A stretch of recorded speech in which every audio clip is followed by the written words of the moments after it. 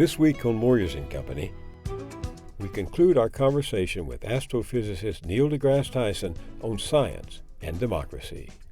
You have not fully expressed your power as a voter until you have a scientific literacy in topics that matter for future political issues. This requires a base level of science literacy that I don't think we've achieved yet. Funding is provided by Ann Gumowitz, encouraging the renewal of democracy. Carnegie Corporation of New York, celebrating 100 years of philanthropy and committed to doing real and permanent good in the world. The Ford Foundation, working with visionaries on the front lines of social change worldwide. The Herb Alpert Foundation, supporting organizations whose mission is to promote compassion and creativity in our society. The John D. and Catherine T. MacArthur Foundation, committed to building a more just, verdant, and peaceful world. More information at macfound.org. Park Foundation, dedicated to heightening public awareness of critical issues. The Kohlberg Foundation, Barbara G. Fleischman. And by our sole corporate sponsor, Mutual of America, designing customized individual and group retirement products. That's why we're your retirement company. Welcome. For 2 weeks now, the astrophysicist Neil deGrasse Tyson and I have been soaring to the outer edges of the universe in pursuit of dark energy. We expected gravity to be slowing down the expanding universe. The opposite is happening. We don't know what's causing. And dark matter. We account for 1/6 of the forces of gravity we see in the universe. There is no known objects accounting for most of the effect of gravity in the universe. Something is making stuff move that is not anything we have ever touched. Up there, heavenly bodies collide, creating spectacular displays of fire and light. But down here, the collision of science and religion in the rough and tumble of democracy can create its own fireworks. Which brings me to the controversy Neil deGrasse Tyson triggered in the blogosphere when he said this to me in one of our earlier episodes. The problem arises is if you have a religious philosophy that is not based in objective realities that you then want to put in the science classroom. Then I'm going to stand there and say, no, I'm not going to allow you in the science classroom. The proverbial alien from outer space must be scratching his bug-eyed head over that one. In 21st century America, why should our most noted astrophysicist have to defend the science classroom against the intrusion of religion? 2 reasons. Over the past few years, the number of Americans who question the science of evolution has gone up. Look at this Gallup poll. 46% of the country embraces the notion that God created human beings pretty much in their present form at one time within the last 10,000 years. Perhaps less surprising, a Pew Research survey found that almost 2/3 of white evangelical Protestants, the bedrock of the Republican Party, reject altogether the idea that humans have evolved. So while acceptance of evolution has increased among Democrats to 67%, among Republicans it's fallen to 43%. That's a huge partisan divide. Something else is happening too, and no one is certain exactly why. Our Secretary of Education, Arne Duncan, calls it educational stagnation. Consider this. PISA tests that measure critical thinking in science, math, and reading among high school students in different countries show that our students aren't doing so well. In math, students in 33 other countries, including Ireland, Poland, Latvia, the United Kingdom, and the Czech Republic, did better than American students. In science, students in 24 countries, including Poland, Ireland, and the Czech Republic, were ahead of ours. And in reading, our best subject, kids in 21 countries outdid the Americans. The hard truth, says Secretary Duncan, is that the United States is not among the top performing comparable countries in any subject tested by PISA. That's bad news for our students and the country. All fodder for my last round with Neil deGrasse Tyson. He's the director of the Hayden Planetarium at New York's American Museum of Natural History. He's also the narrator of a mesmerizing new show at the planetarium called Dark Universe. And this spring, he'll appear as the host of a remake of the classic PBS series Cosmos. You can see it on the National Geographic Channel and Fox TV. Welcome. Thank you. Let's talk politics for a moment. Go for it. All right. According to the Pew Research Center, back in 2009, a comfortable majority of Republicans accepted human evolution as a fact. But now a plurality rejects it. So I ask you, politics can trump science, can it? Well, in a free elective democracy, of course, you vote who you want on your school board. There's no provision in the Constitution for the government to establish what's taught in schools. That's all relegated to the states. Hence, we speak state to state about what's in their science textbook versus another. And so that's the country we've all sort of bought into, if you will, or born into. I think it's a self-correcting phenomenon. Nobody wants to die, okay? So we all care about health. But above all else, among the Republicans I know, especially Republicans, nobody wants to die poor, okay?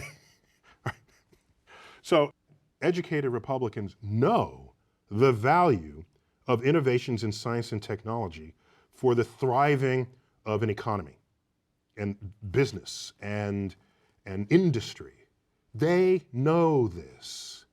If you put something that is not science in a science classroom, pass it off as science, then you are undermining an entire enterprise that was responsible for creating the wealth that we have come to take for granted in this country. So, we're already fading economically. If that trend continues, some Republican is going to wake up and say, look guys, we've got to split these two. We have to. Otherwise, we will doom ourselves to poverty. And so I see it as a I don't know when it'll happen, but they know. So what do you think's at stake? What's at stake for democracy? Oh no, it's not. The democracy will still be here. It's a matter of we're just voting into office people who don't understand how money gets generated. Since the Industrial Revolution and before, we have known the value of innovation in science and technology and its impact on an economy. If that begins to go away, it's a different country. We'll still call ourselves America, but we won't lead the world economically. And that's a choice we are making as an elective democracy. How do you explain that no present-day scientist, present company accepted, is a household name, the way Thomas Edison or Einstein were?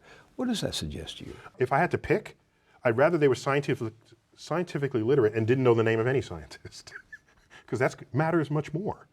It matters much more that you understand what it means to pull oil out of the ground, or the energy content of oil versus wind versus sun versus, that matters. It matters that you know that an asteroid has our name on it and how it might strike us and how we might deflect it. That matters. It matters what is happening to your health. This requires a base level of science literacy that I don't think we've achieved yet.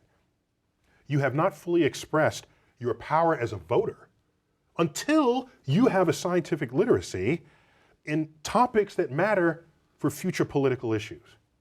And that scientific literacy spares you tomfoolery from charlatans, right? Yes, exactly. A science literacy is an inoculation against charlatans who would exploit your ignorance of scientific law and take your money from you or your opportunity from you. So the world does respond and follow known laws of physics and chemistry and biology. We understand that. So, so Cosmos, when it comes out, again, we're not beating you over the head. I'm not saying here to learn this or else. It's an offering. It's like here it is, and here's why it matters. Here's why your life can be transformed just by having some understanding of this. And then I go home. Speaking of scientific literacy, I brought along some disturbing statistics. As you know, American students are performing poorly on international tests for math and science. In science, we came in just ahead of Russia and on a similar level as Italy, Latvia, and Portugal. In math, fewer than 9% of our students scored advanced compared to a whopping 55% in Shanghai, 40% in Singapore, and more than 16% in Canada. Yeah, What's going on? welcome to the new world. Yeah. I mean, okay, there's that fact that you just read. Now look at the rising economies in the world, the rising and falling economies. It's going to track those numbers. It's the beginning of the end of what we thought of as America. As I grew up in an America that had as a priority leading the world in every metric you can assemble for yourself. So this is the writing on the wall. Now, why hasn't it happened sooner? Because a lot of these numbers have been around for decades. Yeah. I have a hypothesis. I didn't do the experiment, but it's not good enough to only be smart at something or to score high on an exam. At some point, you have to step away from the exam and say, I have a new thought that no one has had before. And it's not a thought that you told me to regurgitate on this exam that you just wrote, because it's a thought that no one has had before. And how do you get those thoughts? You get those in irreverent cultures. Possibly that has delayed our collapse because it is out of the environment of not regurgitating what someone else has learned in their lifetime that allows you to make a discovery that no one else has made before. You think there are too many tests? We give kids too many tests? I think Or we put too much regurgitation? emphasis on what the meaning of the test is. I test people. It's a way to find out what you know. But don't then say, if you don't know this, therefore the rest of your life is screwed. No, because go find people who are successful in this world. Find, talk show hosts and comedians and novelists and attorneys, and go get the politicians. Put them in a room and say, how many here got straight A's throughout school? None of them are going to raise their hands. By the way, throw in inventors. Throw in all these people. None of them are going to raise their hand. Okay? So, Bill Gates dropped out of college. Michael Dell dropped out of college. Those people are not, the success of those people is not measured by how they performed on the exam that you wrote as professor. Because they're thinking in ways that you have yet to think, because they're inventing tomorrow.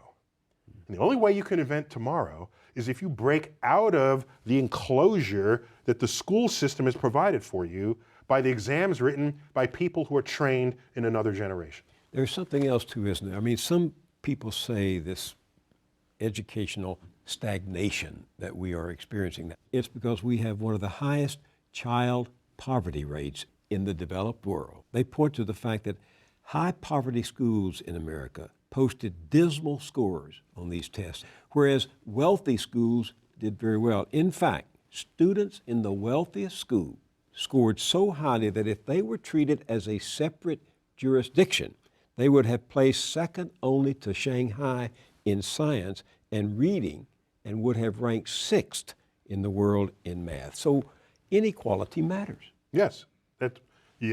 And your point is, that's always been the case. By the way, my father was active in the civil rights movement in the 1960s, and a lot of my sort of cultural awareness and sensitivities as I'm floating in the universe were anchored by just that kind of awareness.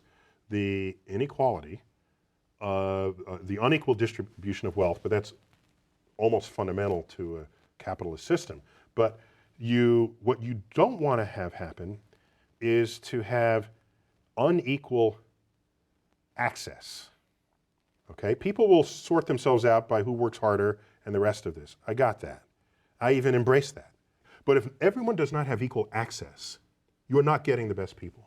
Your country will falter. And that's where inequality because matters. you have disenfranchised a whole community of people that might have been contributing, but no, because they never even saw the light of day. So, the light of the intellectual day. So, yeah, that's bad. And it is not the sign of a healthy democracy. It's not even the sign of a healthy capitalist democracy. Being at the top of your game, intellectually, philosophically, politically, is not a forever thing. I read history. I look at countries that rise up and contribute mightily to eradicating ignorance and to making discoveries about our place in the universe. And then by change of force, by change of vision, by short-sighted leadership, the entire operation collapses. Look at Islam 1,000 years ago. Baghdad was the center of the intellectual It was the intellectual capital of the world. While Europe, they were disemboweling heretics. Okay? That's why our numerals are called Arabic numerals, because they pioneered the use of these numerals and invented algebra, itself an Arabic word, an algorithm. 2/3 of the stars in the night sky have Arabic names. How does that happen? Because they had navigating devices, astrolabes. That culture of discovery ended and has not arisen since. I look at America, post-war 20th century America, and say, we were at the top of our game, investing in science and engineering and education. And yeah, we had our inequalities and we had our problems. But culturally as a nation, we had our vision statement. We were thinking about our future.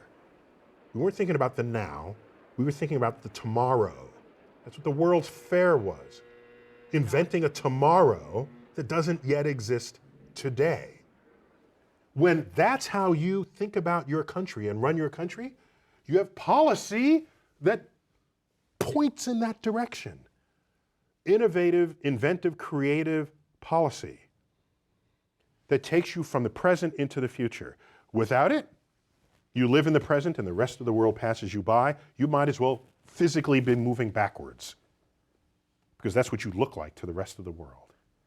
So as a scientist, I don't care who does the work next.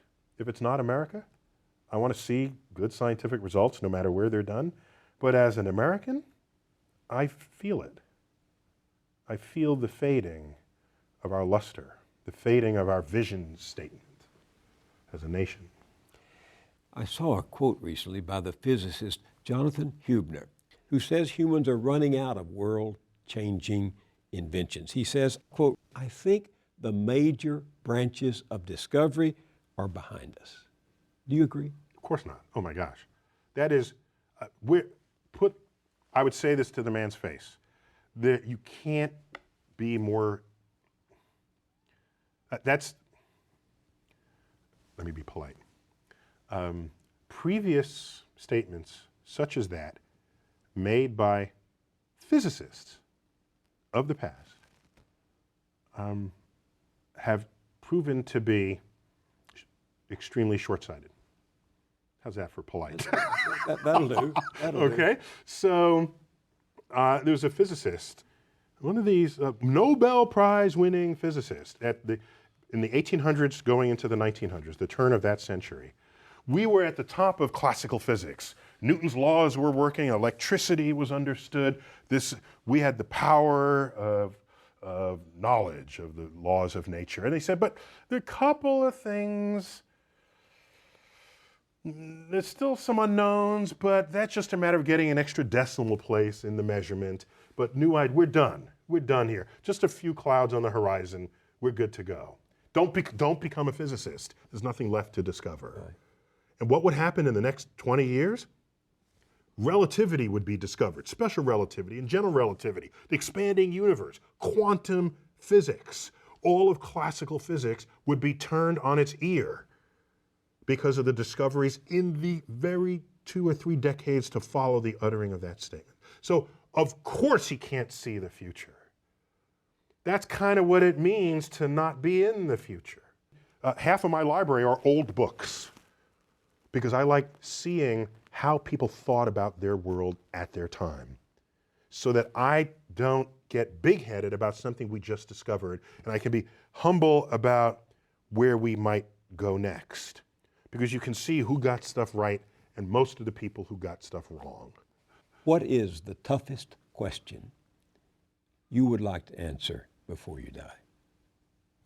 Oh, I hate to sound cliche about this, but my favorite questions are the ones, dare I use the word, yet to be divined, because there's a discovery yet to take place that will bring that question into the center of the table. I live for those questions. So that means I can't tell you what they are, because they derive from something yet to be discovered. From dark matter. Influencing. For example, if we discover what dark matter is, there's going to be some question about dark matter that'll rise up out of the ground and say, I never even thought to ask that question. In 1920, no one thought to ask, how fast is the universe accelerating? Okay, how fast is the universe expanding? Because no one thought the universe was expanding at all. You can't ask questions about the movement of a universe that you don't even know is in motion. You can't ask questions about other galaxies if you don't even know there are other galaxies. So, on my deathbed, I will relish in all of the questions that came up that I never thought to ask, because it was the discoveries of the future that enabled them. Neil deGrasse Tyson, thank you for being with me. It's been great to be here. Thank you.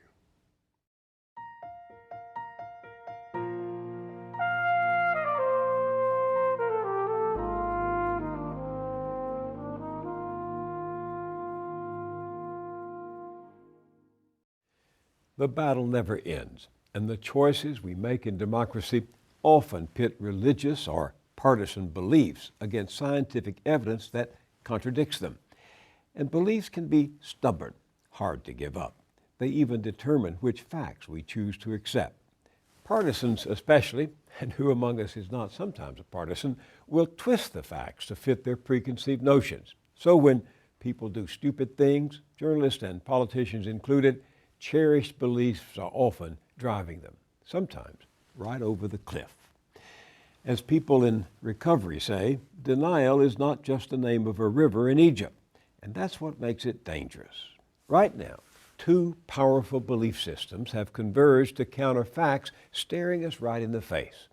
Just as the number of Americans who question the science of evolution has gone up, so too has the number who deny that global warming is happening and that human activity is causing it.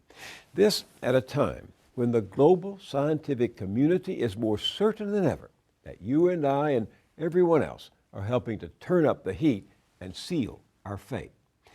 And here's the scary political reality. On both fronts, evolution and climate change, radical right Republicans have made denial a litmus test. You can see it embodied in this man, Paul Brown, Republican congressman from Georgia and a physician with strong religious beliefs. I've come to understand that all that stuff I was taught about evolution and embryology and Big Bang Theory, all that is lies straight from the pit of hell. And it's lies to try to keep me and all the folks who are taught that from understanding that they need a Savior. You see, there are a lot of scientific data that I found out as a scientist that actually show that this is really a young Earth. I don't believe that the Earth's but about 9,000 years old. I believe it was created in 6 days as we know them. That's what the Bible says. And when he took on the science of global warming, his fellow Republicans in the House of Representatives enthusiastically applauded. Now, we hear all the time about global warming. Well, actually, we've had a flatline temperatures globally for the last 8 years.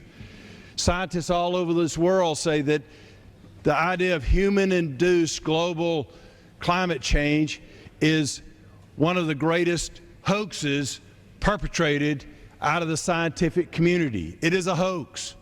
Not true. Simply not true. Up to a point, we might agree that Representative Brown's personal beliefs are his own business, even when he is telling the extremist John Birch Society that this entire concept of man-made global warming is a conspiracy to, and I'm quoting, destroy America.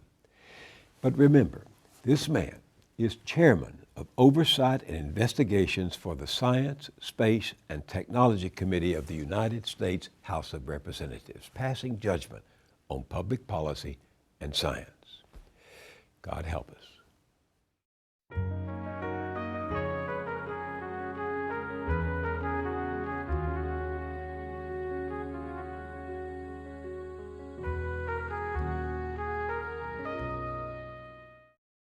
At our website, BillMoyers.com, join a group of citizens braving the dead of winter to march the length of New Hampshire, all to make candidates take a stand on the corruption of money in politics.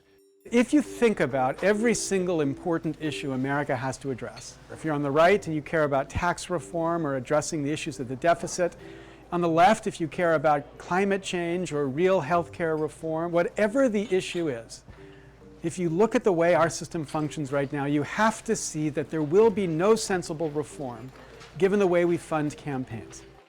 That's at BillMoyers.com. I'll see you there, and I'll see you here next time.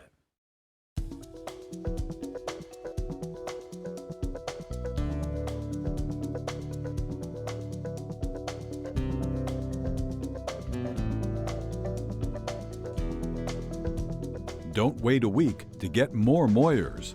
Visit BillMoyers.com for exclusive blogs, essays, and video features.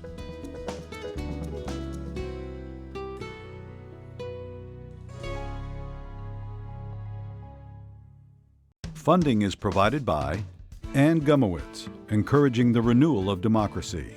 Carnegie Corporation of New York, celebrating 100 years of philanthropy and committed to doing real and permanent good in the world. The Ford Foundation, working with visionaries on the front lines of social change worldwide. The Herb Alpert Foundation, supporting organizations whose mission is to promote compassion and creativity in our society. The John D. and Catherine T. MacArthur Foundation, committed to building a more just, verdant, and peaceful world. More information at macfound.org. Park Foundation, dedicated to heightening public awareness of critical issues. The Kohlberg Foundation, Barbara G. Fleischman. And by our sole corporate sponsor, Mutual of America, designing customized individual and group retirement products. That's why we're your retirement company.